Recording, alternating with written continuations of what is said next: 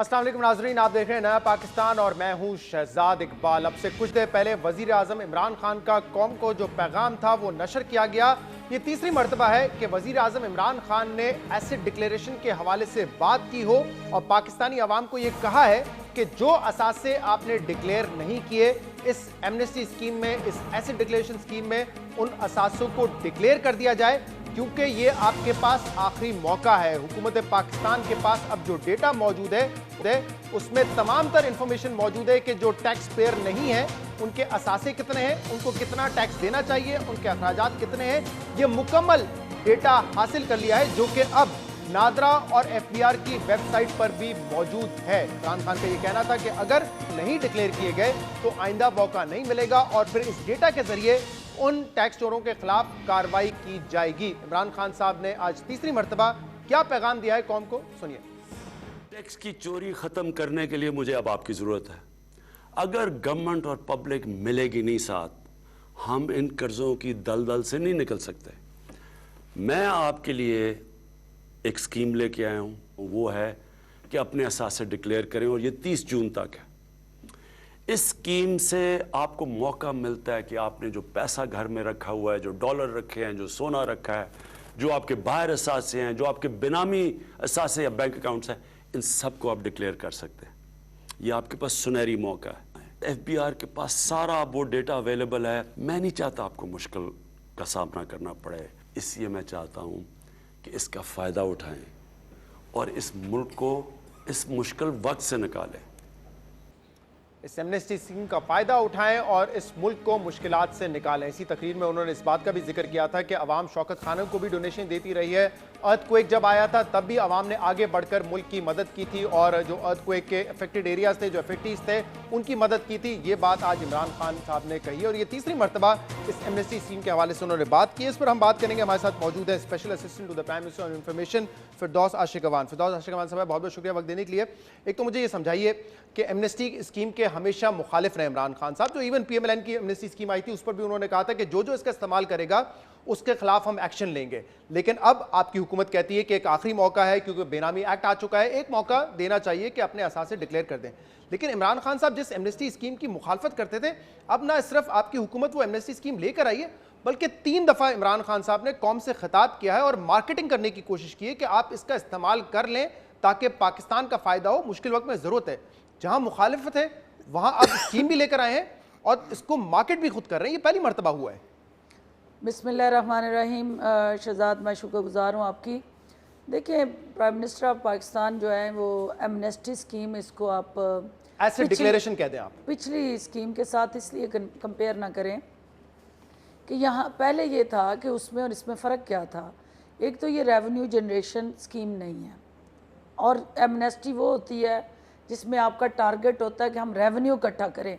ये आपको अपनी इकॉनमी को डॉक्यूमेंटेशन की तरफ ले जाने का एक वाहिद रास्ता है और ये टाइमलाइन इसलिए दी गई कि जो लोग अनइंटेंशनली, हो सकता है वो इन कवानीन से आगाह ना हो, उनको पता ना हो, उनको सेंसिटाइज किया जाए, अवेयरनेस दी जाए, फिर उनको इंगेज किया जाए विद द नेशनल नेशनहुड और उनको बावर कराया जाए कि as a citizen of Pakistan आपके राइट्स जो हैं वो हम आपको देना चाहते हैं। ये रियासत, ये हुकूमत आपके राइट्स को प्रोटेक्ट करना चाहती है, लेकिन आपकी कुछ ऑब्लिगेशंस भी हैं as a citizen of Pakistan. जब तक आप हकूक़ और फ़राइज़ में तवाज़न पैदा नहीं करते वो कोई मुल्क चल नहीं सकता। तो वो आम कॉमन मैन को इंगेज करना चाहते हैं। ये बार बार हैमरिंग क्यों कर रहे हैं कि वो 2 फैक्टर्स आज भी उन्होंने अपनी स्पीच में जो हाईलाइट किए कि इस माशरे को, इस मुल्क को जो दीमक की तरह जिस कैंसर ने मुब्तला किया, वो सबसे ज़्यादा चैलेंज जो बना करप्शन थी, जिसकी तरफ ये हुकूमत पेशरफ्त कर रही है। दूसरा, टैक्स चोरी ने। अब दोनों को वो पैरेलल एड्रेस करना चाहते हैं। पहले वो एक मौका देना चाहते हैं, उसके बाद उस सिस्टम के अंदर रिफॉर्म्स के ज़रिए अग्रेसिव, आज आप यकीन, मैं बल्कि चाहूँगी कि आपकी जो मैराथन चलेगी इंशाल्लाह, जियो चला रहा है, तो उसमें आप वो हकायक ज़रूर कौम को बताएं कि लिबर्टी मार्केट, जिसके इतनी बड़ी एम्पायर, इतना बड़ा शॉपिंग मॉल और सालाना वहाँ से टैक्स 3 लाख टैक्स, ये आपकी बात इससे बिल्कुल सही बड़ी है। अफसोसनाक खास तौर बात पे हो जो नहीं सकती। होलसेल और रिटेल तबका है वो तो टैक्स देता ही नहीं है इस मुल्क में, इसी बहुत कम तरह के रजिस्टर्ड लोग हैं। बेशुमार लतीफे हैं शहजाद, जब आप मैराथन करेंगे मैं बिल्कुल तो उसमें आप सारी उनको तफसीलात साथ सामने बिठा होंगी। के हकायक लेकिन दिखाइएगा मुझे कौम फिरदौस को। आशिक अमान साहब एक बात बताइए, आपने बिल्कुल ठीक है, ये कौम पे फर्ज है कि अगर आपकी आमदनी एक हद से ज्यादा है तो आपने टैक्स देना है, तो आप उनसे टैक्स वसूल करें। आप उनको वैसे ही कई मौके दे चुके हैं एसेट डिक्लेरेशन और एमनेस्टी स्कीम के जरिए पिछले 70 सालों में। लेकिन आज जो तकरीर थी इमरान खान साहब की, जिसमें वो कह रहे हैं कि कौम को चाहिए कि वो मुल्क की मदद करे, 5,550 अरब रुपए में इकट्ठा कर रहे हैं। ममालिक जो तरक्की याफ्ता है वहां पे ऐसे नहीं टैक्स कलेक्ट किया जाता या ऐसे टैक्स नहीं मांगा जाता जैसे कि आप इमदाद मांग रहे हैं। उन्होंने शौकत खानम का जिक्र किया, अर्थक्वेक रिलीफ फंड का जिक्र किया, मतलब वो इमदाद थी, लोगों ने दिया, अपनी मर्जी से दिया। यहां टैक्स देना उन पे फर्ज है, इमदाद की तरह क्यों मांगा जा रहा है उसको? उसकी वजह है शहजाद, देखिए आपकी ये कल्चर नहीं है इस माशरे के अंदर। टैक्स को एक अजीब किस्म का बोझ समझा जाता है और वो कल्चर ना होने की वजह से लोगों के अंदर वो सेंसिटाइजेशन ही नहीं है कि किसी भी महज़्ज़ब माशरे में किसी मुल्क की जो सबसे पहले ही आपकी लेजिटिमेट सोर्स ऑफ इनकम है वो आपकी टैक्स और रेवेन्यू जनरेशन है। प्राइम मिनिस्टर साहब उस सोसाइटी के सेगमेंट को सॉफ्टली पार्टनरशिप में लाना आप चाहते हैं, एंगेज करना चाहते हैं, इसका फायदा नहीं है। लेकिन इसी मुल्क में कर्ज उतारो मुल्क सवारो स्कीम आई, फ्लॉप हो गई, फेल हो गई। 30 जून इसी मुल्क में इमरान खान साहब ने ये कहा, जो आप चाह रहे हैं ना, अभी हम जो कैरेट एंड स्टिक का फार्मूला है जी। आप ये कहते हैं कि एक गवर्नमेंट है, एक रियासत है, वो अपने कवानीन पे अमल दरामद सख्ती से करे। मुझे आज इमरान खान साहब की बारी आएगी 30 जून के बाद। इमरान खान साहब की जो आज बात थी वो तो मुझे बड़ी एक रियासती रिट उसमें नहीं नजर आई, कमजोरी नजर आई। जब वो कहते हैं कि शौकत खानम में डोनेशन आती थी, इमदाद आती थी, आप इमदाद नहीं मांग रहे, आप लोगों से कह रहे हैं ये टैक्स आप पे बनता है, ये टैक्स आपने देना है, बिल्कुल, ये आखिरी मौका है आपके पास। लेकिन आपको याद होगा कि अभी किसको रिसेंटली कहना जब डैम फंड बना था तो उस वक्त इमरान खान साहब ने कहा था कि ओवरसीज पाकिस्तानी $1,000 भेजें, ये डैम बन जाएगा। आपको पता है कि 2% या 3% ओवरसीज पाकिस्तानी ने उसमें सपोर्ट किया। इसका मतलब लोग इस पर जब मुल्क की बात आती है तो वो ये नहीं देखते, दुनिया भर में आपको सख्ती करके टैक्स लेना पड़ता है। ऐसा नहीं है, इस कौम की कैपेसिटी भी है, कमिटमेंट भी है, मोटिवेशन भी है, लेकिन मसला क्या है, प्रॉब्लम किधर है कि उस निज़ाम पे लोगों का यकीन नहीं है।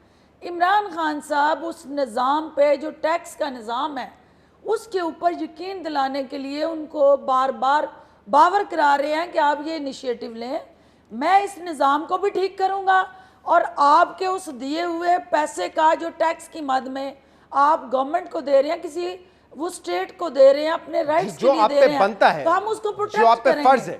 और वो फर्ज देखें, इस मुल्क के अंदर ये कल्चर नहीं रहा। इस मुल्क में टैक्स लेना एक बहुत बड़ा गुनाह है।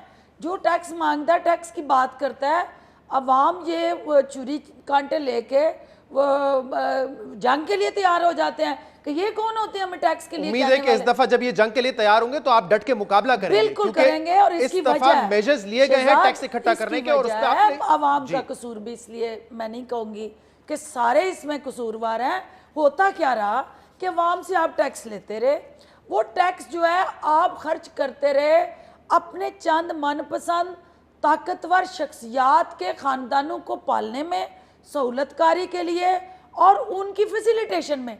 जिस दिन अवाम को ये यकीन हो गया कि उनके टैक्स का दिया हुआ एक एक पेनी उनकी बेहतरी के लिए और उनके बच्चों की वेलफेयर पे खर्च होगा, ये कौम पीछे नहीं रहेगी। इमरान खान उस कौम को जगाना चाहते हैं कि मेरे पे अभी भी हो रहा है, अभी भी खर्च हो रहा है। मैं उस आपके इस अमानत में खयानत नहीं करूंगा। मेरे ख्याल से जब आप ये बात करती हैं तो आप लोगों को एक बेनिफिट दे रही हैं जो कि नहीं देना चाहिए। अभी भी आवाम पे पैसा खर्च होता है। इस मुल्क में जो सड़कें बनती हैं, इस मुल्क में जो पुलिस है, इस मुल्क में जो सरकारी अस्पताल है, सरकारी स्कूल है, फौज है, ये सारा टैक्स से चलती है। अगर आप ये कहती हैं कि नहीं, मुझे पता है आप किस तरह आप कह रही कि सारा चोरी हो जाता है। बड़ी कैटेगरी के लिए ये बात कही है कि आपका जो रेवेन्यू इकट्ठा होता है उसका आधे हिस्सा जो है आपका वो उनकी कर्जों की किस्तों की अदायगी पे सूद पे जाता है। अच्छा, अब वो आप मुझे बताएंगे आगे बढ़ते हैं, सड़कों के लिए आप कर्जा ले रहे हैं, आगे बढ़ते हैं, क्या ये रेवेन्यू इकट्ठा करके उसका सूद अदा कर रहे हैं। अब तक जो हमारी इत्तलात है इस एमनेस्टी के हवाले से कोई बहुत ज्यादा रिस्पॉन्स नहीं आ रहा है। इसकी क्या वजह है? इमरान खान साहब तो कहते थे कि जब मैं आऊंगा लोग टैक्स देना शुरू हो जाएंगे क्योंकि मैं ईमानदार हूं, दूसरे चोर थे। लेकिन हमने देखा कि इस साल टैक्स में भी कलेक्शन में 400 अरब रुपए का शॉर्टफॉल है। जो अभी नून लीग की एमनेस्टी स्कीम थी वो पाकिस्तान की सबसे कामयाब तरीन टैक्स एमनेस्टी स्कीम थी, लेकिन इसमें वो रिस्पांस क्यों नहीं आया? क्यों वजीर आजम को 3 दफा आकर बात करनी पड़ी इस पर? क्या बात वजह यह है है? शहजाद के जिसको आप कामयाब स्कीम कह रहे थे वो दोस्तों को, रिश्तेदारों को और अपने कारोबारी पार्टनर्स को नवाजने का एक फार्मूला था। क्यों? उसकी वजह ये थी कि आपको बैंक के अंदर वो पैसे अकाउंट्स में रख के डिक्लेयर नहीं करने थे। सही। यानी कंपल्शन नहीं थी कि अगर फर्ज करें आपके पास 1 करोड़ रुपया है तो ये कंपल्शन नहीं थी कि उसको बैंक में रहना होगा, रखना होगा, फिर आप स्पोर्ट लेंगे। वहाँ क्या था कि आपने ले लिया, आपने उसको वाइट कर लिया, फिर आपने दूसरे को दे दिया, उसने वाइट कर लिया। ये इस स्कीम में ये बेहतरी आई है। सही है। मुल्क आपके लोगों के पैसे थे, उसकी कंपल्शन नहीं थी कि पाकिस्तान लाया जाए, और यहाँ लोगों ने बाहर रख के पैसे डिक्लेयर करा लिए, वाइट कर लिए, पाकिस्तान ही पैसा आया। हम ये इंसेंटिव दे रहे हैं कि जो पाकिस्तान लाएगा उसके लिए हम शराइत नरम की हैं कि पाकिस्तान में पैसा आना चाहिए। क्यों नहीं हुआ है अब तक? अब तो सिर्फ 7-8 दिन हो गए, इसकी क्या वजह है? सक्सेस है, लेकिन हमेशा हमारी कौम की एक आदत है कि हम जब तक सर पे पड़ नहीं जाती आखिरी दिनों में तब जाके हम हिलते जुलते हैं, और इसमें कुछ फ्लाज और गैप्स भी हैं, कुछ क्वेश्चंस और क्वेरीज थे जिनके जवाब देने बहुत ज़रूरी थे, वो साथ साथ वो दिए जा रहे हैं। अब ये नादरा की और FBR की जो एक वेबसाइट बनी है उससे लोगों को वो तमाम सवालात के जवाब मिलेंगे। तो मैं आगे जाके तफसील से बात करूंगा अपने अगले सेगमेंट में। एक और इशू है जिस पर आज आपने बात की, आपने कहा कि एक VIP कैदी है जिसने दबे अल्फाजों में NRO मांगा है। आपका इशारा आसिफ अली जरदारी साहब की तरफ था, क्योंकि आसिफ अली जरदारी साहब ने कल असेंबली में जब खिताब किया तो उन्होंने ये बात कही थी कि यार के हवाले से सारा क्रैकडाउन है, इसको छोड़ के आगे बढ़ना चाहिए। चार्टर ऑफ इकोनॉमी की भी उन्होंने बात की थी। क्या कह रहे थे, सुनिए जरा।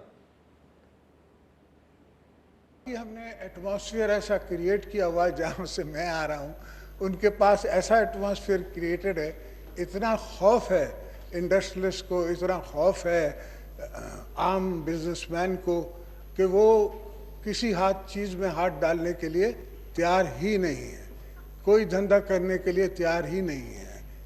चेकबुक पे अगर 5 लाख के ऊपर आपके पैसे हैं तो आप FBR का नोटिस है, आइए हिसाब दीजिए।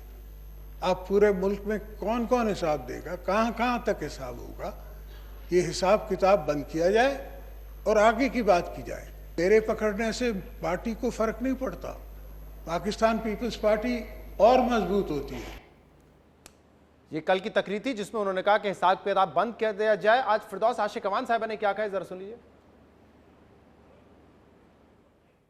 कल एक हमारे VIP कैदी नैब से पार्लियामेंट में आए थे प्रोडक्शन ऑर्डर के जरिए, उन्होंने जो दबे दबे अल्फाज में मीठी मीठी ज़बान में हुकूमत से NRO मांगा, ये कह के कि हिसाब किताब बंद कर दिया जाए, और ये हिसाब किताब का अमल जो है ये लोगों को हरासा कर रहा है। हजूर आला, यही वो इमरान खान की कमिटमेंट थी इस कौम के साथ कि हमने ताकतवर से आगाज करना है। इस मुल्क के कानून का इतलाक जब ताकतवर पे यकसा हो जाए। जी, तो आपने कहा एक VIP कैदी दबे अल्फाजों में NRO मांग रहा था, मीठी मीठी बातें कर रहा था, तो क्या ये बातें कबूल कर ली गई हैं? क्या इस पर गौर कर रही है हुकूमत के NRO दे दिया जाए और इकोनॉमी के मामलात पर भी तमाम पार्टीज मिलकर बैठे? शहजाद, बात तो ये है कि रूल ऑफ लॉ जो है वो बुनियादी जुज़ होता है किसी भी रियासत और हुकूमत के अवाम के ख्वाहिशात और जज्बात एहसासात पे अमल करने का, और उनके बुनियादी हकूक़ के तहफ़्फ़ुज़ की ज़मानत रूल ऑफ लॉ से जुड़ी होती है। अब अगर ये एक हमारे साबिक़ सदर साहब जो हैं वो आके पार्लियामेंट के अंदर कहते हैं कि ये हिसाब किताब बंद करें, हिसाब किताब का अमल दुनिया और आखिरत में लाजमी जुज़ है, और दुनिया में भी आपको कानून की अदालत में हिसाब देना है और अल्लाह की अदालत में भी जज़ा सज़ा का निज़ाम है। ये इस पे तो कोई दूसरी राय हो ही नहीं सकती कि आपको हिसाब हर हाल में देना है। और रही बात किताब बंद कर दें, तो किताब बंद नहीं होगी, किताब तो भी खुली है।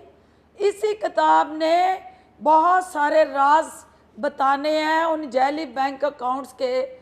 ये अकाउंट की किताब की बात कर रहे फिरदौसा हैं। शिकवान साहबा, आज ये असद कौन कैसर साहब सी- की मुलाकात हुई है वजीर आज़म इमरान खान साहब से, तो उसमें उन्होंने कहा है, एतमाद में लिया है कि एक कमेटी बनाई जाएगी जो कि इकोनॉमी का जो बहरान है उस पर मिलकर बात करेगी। तो क्या इकोनॉमी वाले इशू पर तमाम पार्टीज मिल बैठेंगी? एक कमेटी बनाई जा रही है कोई ऐसी? देखिए, दो पैरेलल चीज़ें हैं।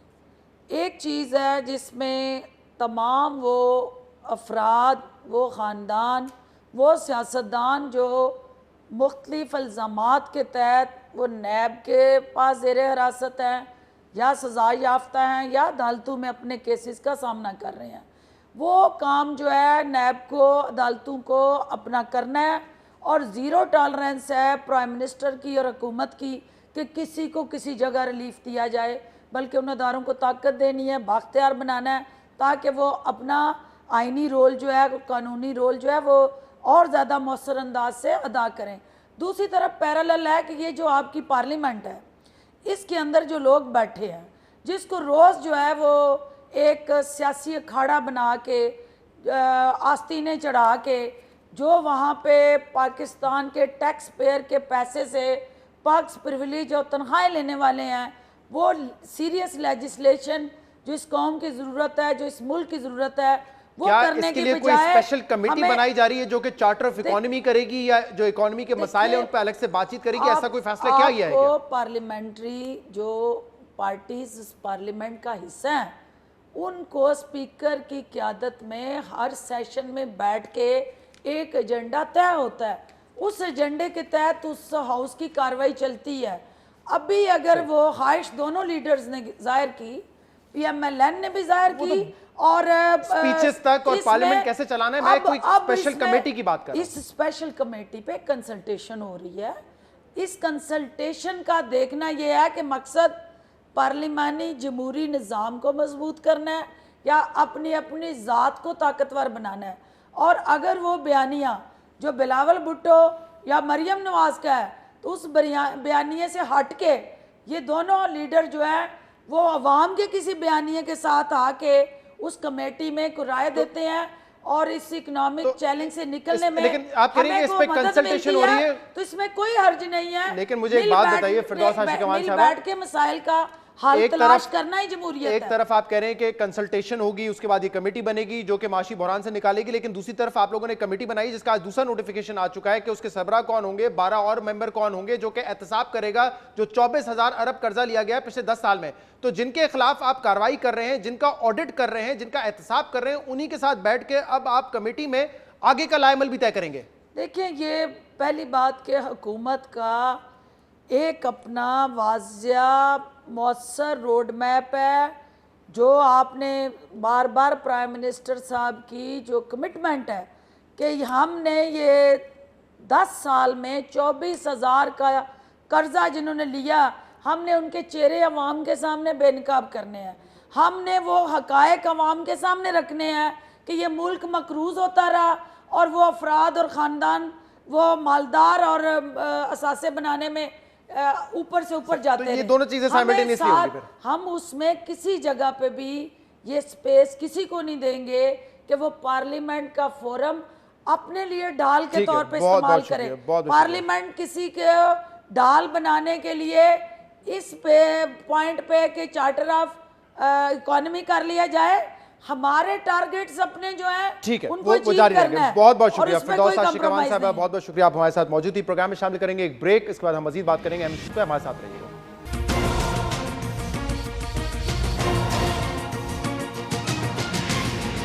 कल पाकिस्तान पीपल्स पार्टी के को चेयरमैन ने फ्लोर ऑफ द हाउस ये कहा कि जो हिसाब किताब इस वक्त चल रहा है उसको बंद करना चाहिए, लोग परेशान हो रहे हैं और चाहिए हुकूमत को कि वो दूसरी जमातों के साथ बैठ के चार्टर ऑफ इकोनॉमी बनाए। जिस पर आज फिरदौसा शिकवान साहबा ने कहा कि एक VIP कैदी ने कल हमसे एमनेस्टी मांगी है, दबे अल्फाजों में मांगी है, लेकिन एमनेस्टी मांगी गई है। ये फिरदौसा शिकवान साहबा का कहना था। इससे पहले पीपल्स पार्टी के को चेयरमैन आसिफ अली जरदारी साहब हो या पीपल्स पार्टी के चेयरमैन बिलावल भुट्टो जरदारी साहब हो, वो बार बार हर मौके पे ये कह चुके हैं कि हम एहतसाब से नहीं डरते, हम जेल जाने से नहीं डरते। लेकिन क्या वजह है कि नैब की हिरासत में लेने के बाद जब कल प्रोडक्शन ऑर्डर पर रिहा किया गया, आसिफ अली जरदारी साहब को ये इजाजत दी गई कि वो नेशनल असेंबली का सेशन अटेंड करें और वहां पर उन्होंने ये बात कही कि हिसाब किताब को बंद कर देना चाहिए।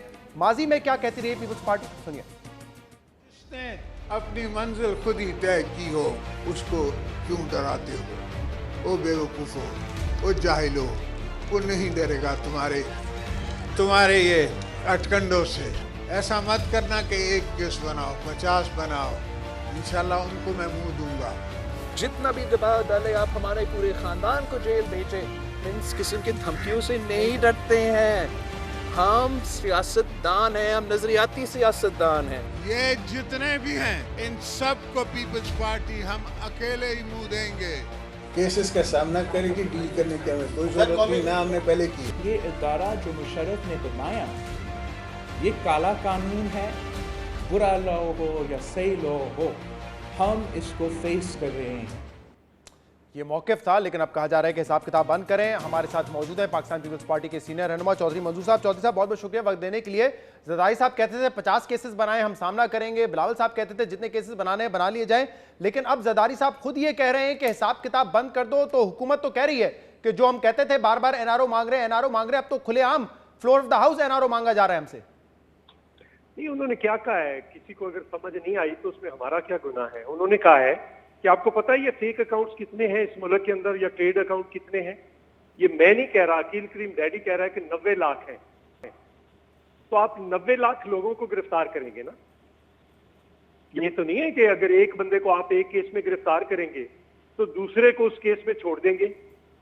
तो 90 लाख लोगों को गिरफ्तार कर सकते हैं तो कर लें, फिर उसके बाद इकोनॉमी चला सकते हैं तो चलाएं, कौन रोक रहा है। उन्होंने ये इस एंगल से बात की है कि ये हिसाब किताब जो तुम ये फेक अकाउंट्स वाला कर रहे हो, ये जो तमाशा सिर्फ 16 ओमनी ग्रुप के थे, जहांगीर खान तरीन के नहीं है।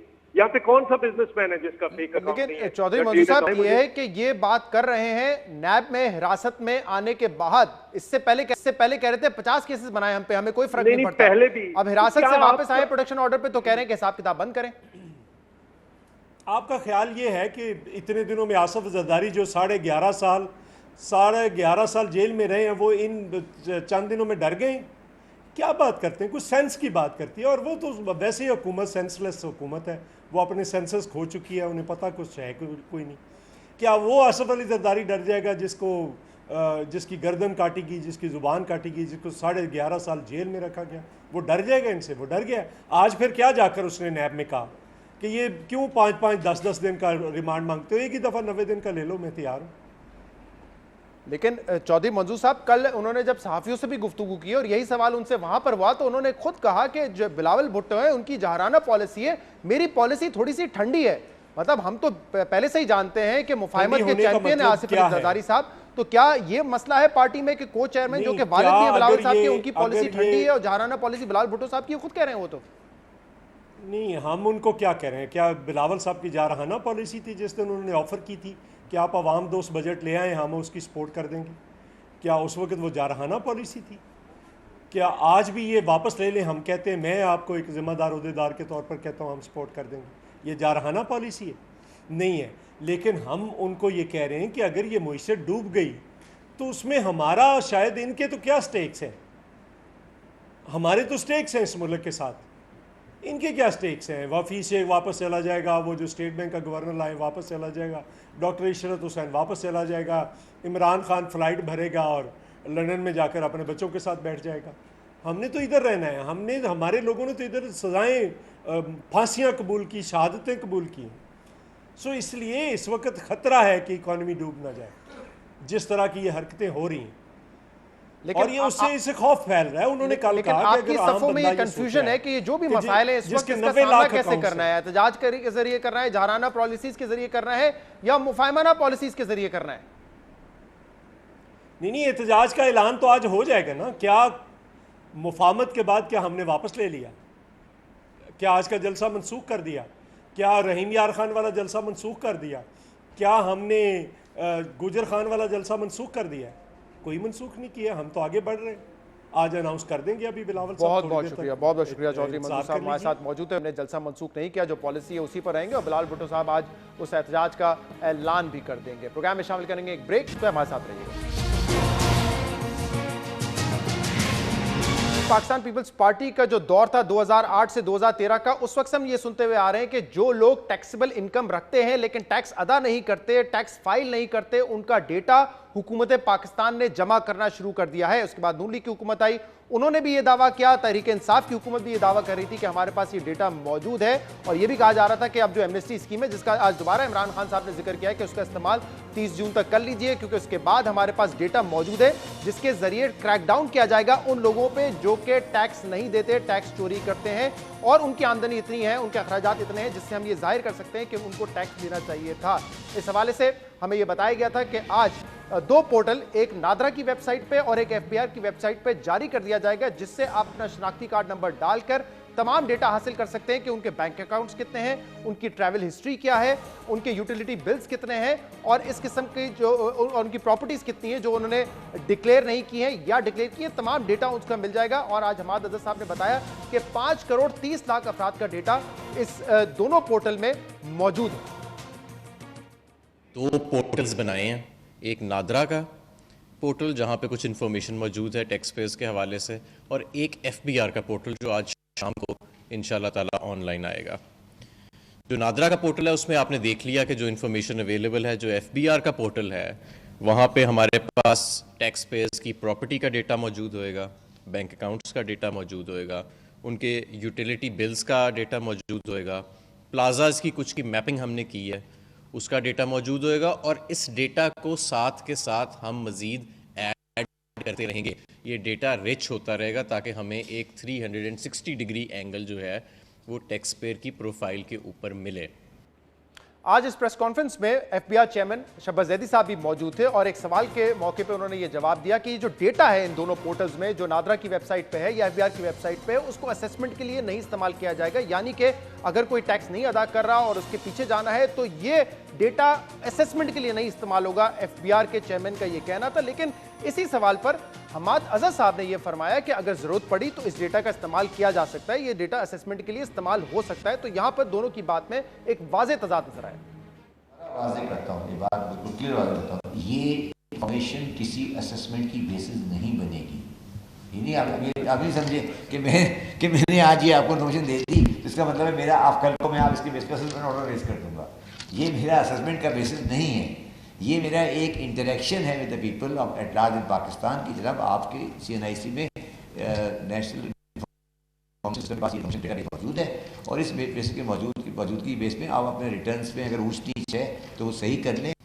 और ये लाजमी नहीं है कि ये डेटा जो है ये असेसमेंट के लिए इस्तेमाल होए, लेकिन ये डेटा हम जब किसी की असेसमेंट कर रहे होंगे तो इस्तेमाल होएगा भी और हो सकता भी है, क्योंकि ये एडिशनल इन्फॉर्मेशन है जो किसी टैक्स पेयर की लाइफस्टाइल के बारे में, उसके एक्सपेंसेस के बारे में, उसकी वेल्थ के बारे में हमें एक रिच इंडिकेशन दे देता है। हुकूमतों की सफ़ों में ही कंफ्यूजन है कि इस डेटा का पर्पस क्या है, क्या पब्लिक इंटरेक्शन के लिए है या सिर्फ सहूलत के लिए कि हम देख सकते हैं कि हमारे पास कितने असासे हैं, या हुकूमत इसका इस्तेमाल करेगी। आपने देखा हमाद अजहर और एफबीआर चेयरमैन के जो मौक़िफ़ है उसमें तजाद है। ये दोनों डेटा जो पोर्टल हैं अब दस्तयाब है, हमने इसका इस्तेमाल भी किया और ख़ुद अपना डेटा डाल के देखा कि किस हद तक इन्फॉर्मेशन वहाँ पर मौजूद है।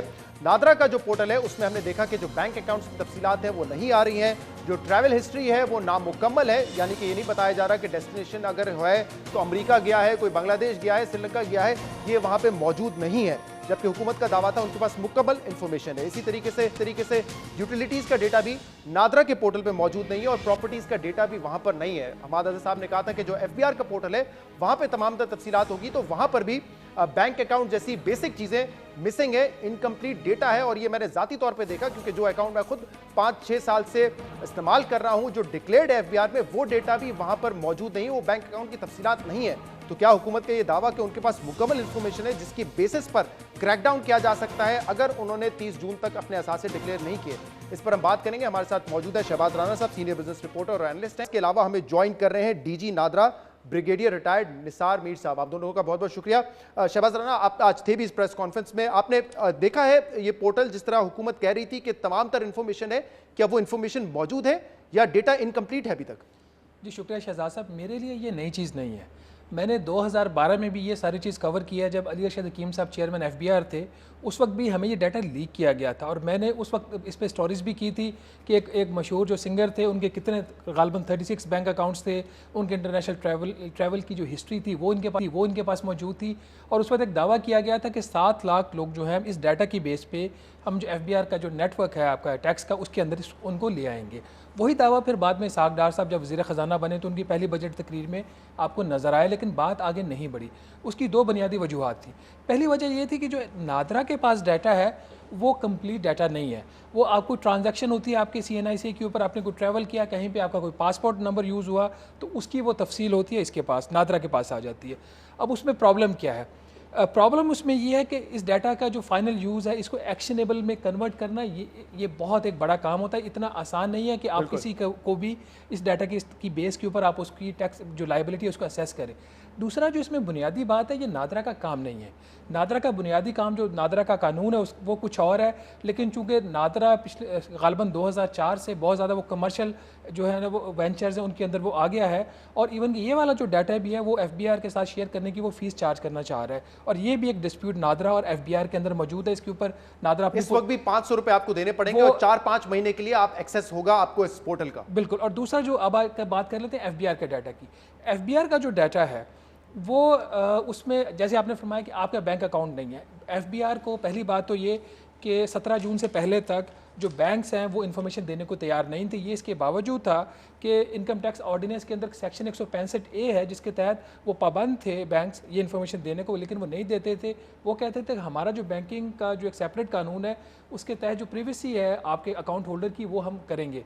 तो इनका जो एक एग्रीमेंट है उसको आप कह सकते हैं, एक अंडरस्टैंडिंग कह सकते हैं, वो इस चीज़ के ऊपर तय हुई थी कि FBR को वो डाटा मिलेगा जहाँ पे किसी भी बैंक अकाउंट्स के ऊपर 5 लाख रुपए का उसके ऊपर ज़्यादा डिपॉजिट है और उसके ऊपर विद होल्डिंग टैक्स कटा है। इसका मतलब ये है कि जो करंट अकाउंट है, जैसे मेरा और आपकी सैलरी अगर करंट अकाउंट में जा रही है तो उसके ऊपर तो कोई, अगर उसमें पैसा पड़ा हुआ है तो कोई विद होल्डिंग टैक्स नहीं कटा, क्योंकि मैं और आप उसके ऊपर इंटरेस्ट नहीं ले रहे। तो आपको ऐसे बहुत सारे वहाँ पे चीज़ें नजर आएंगी। वो इस तरह का डाटा, व्हीकल्स का डाटा इनकम्प्लीट है। एक और बहुत बड़ा प्रॉब्लम है, ये नादरा के डाटा में हिस्टोरिकली रहा है। अब नादरा कहता है जी कि मुझे पता है कि शहबाज राना ने एक गाड़ी खरीदी है। ठीक है, मैंने गाड़ी खरीदी है, क्या नादरा को ये पता है कि मेरी जो इनकम सोर्स है वो एग्रीकल्चर की इनकम है या मैं सैलरीड क्लास हूँ, मेरी वो इनकम है? क्योंकि नादरा का ये बुनियादी काम नहीं है, नादरा को ट्रांजैक्शन का पता है। आज से 3 माह पहले प्राइम मिनिस्टर साहब के पास एक मीटिंग हुई थी टैक्स रिफॉर्म कमीशन की।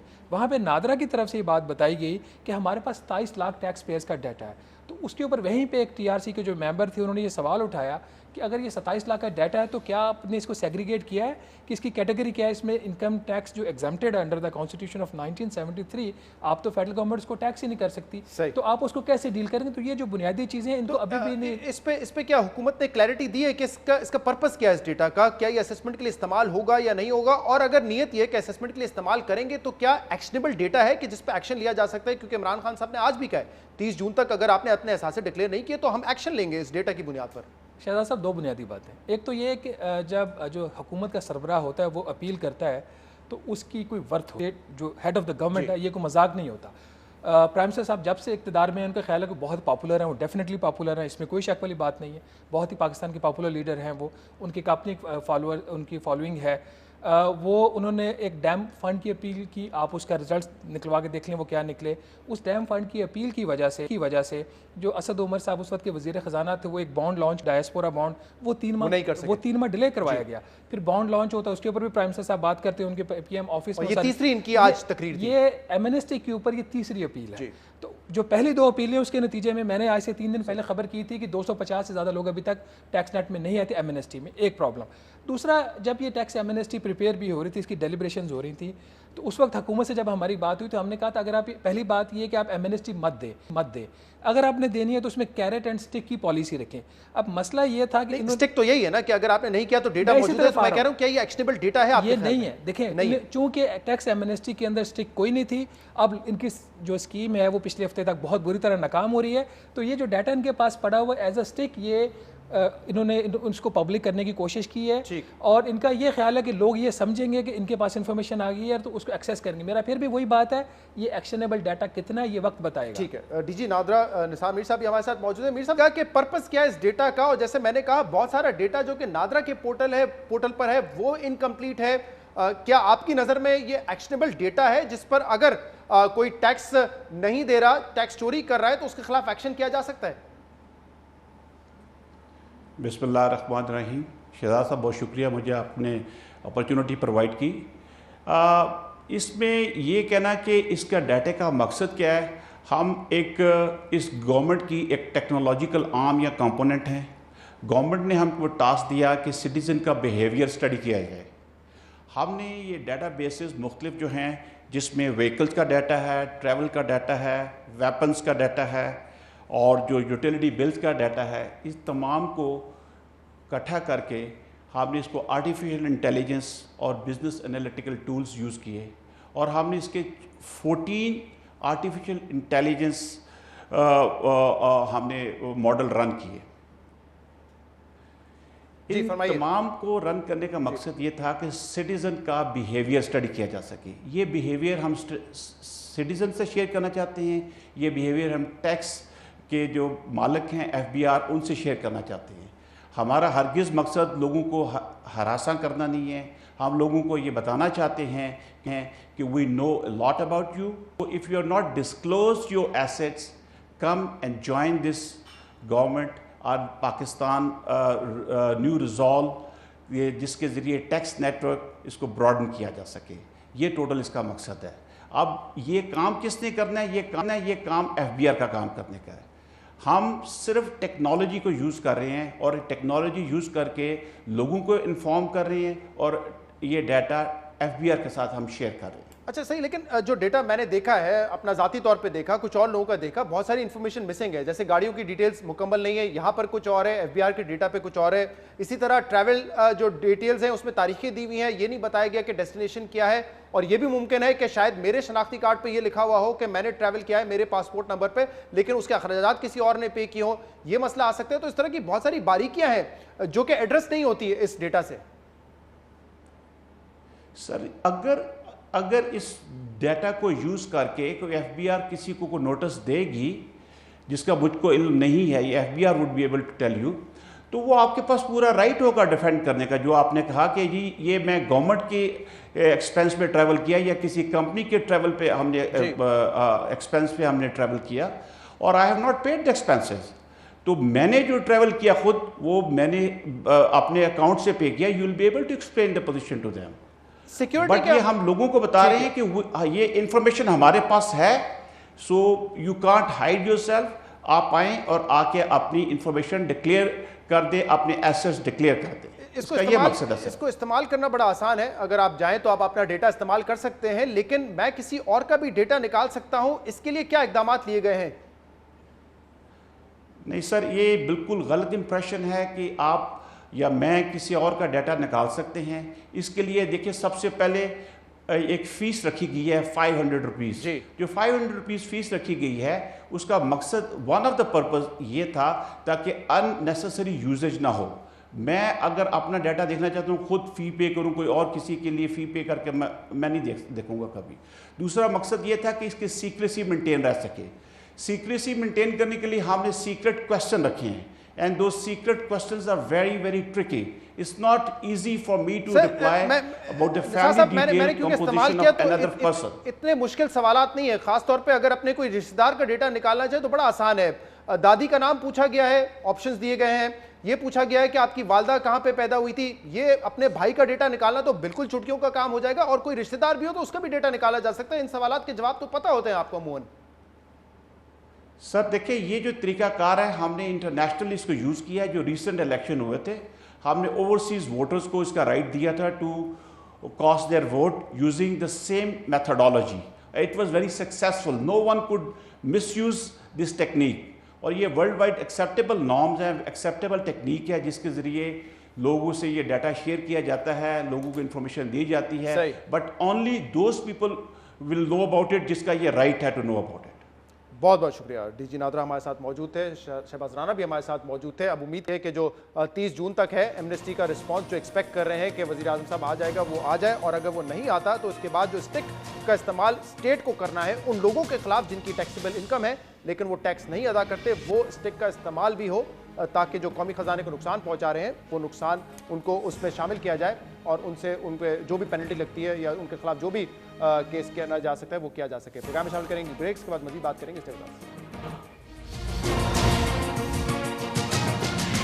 पाकिस्तान की मौसर सिफारतकारी रंग ले आई। भारत की पाकिस्तान को फैटफ की ब्लैकलिस्ट में डालने की कोशिश नाकाम हो गई है।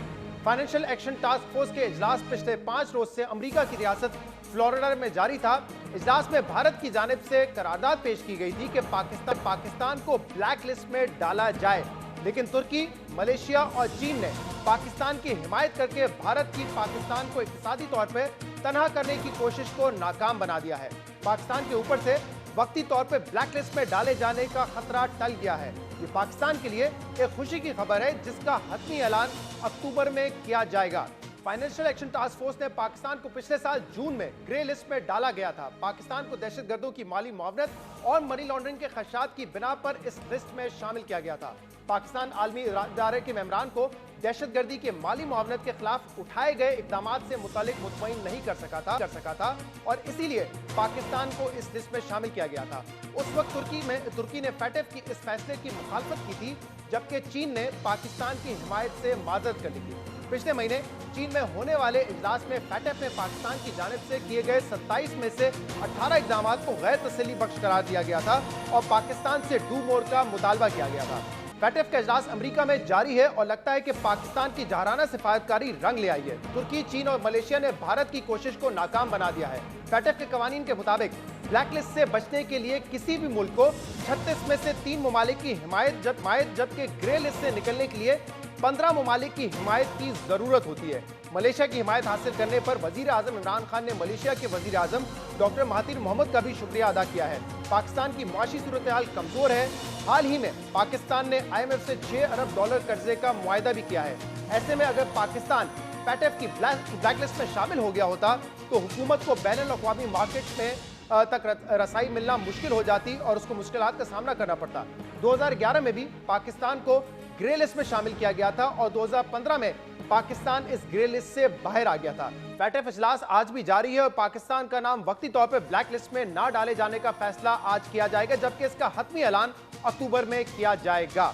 आज के प्रोग्राम में इतना ही। इसका फीडबैक आप हमें दे सकते हैं हमारे सोशल मीडिया पर। शो से इजाजत दीजिए। अल्लाह हाफिज।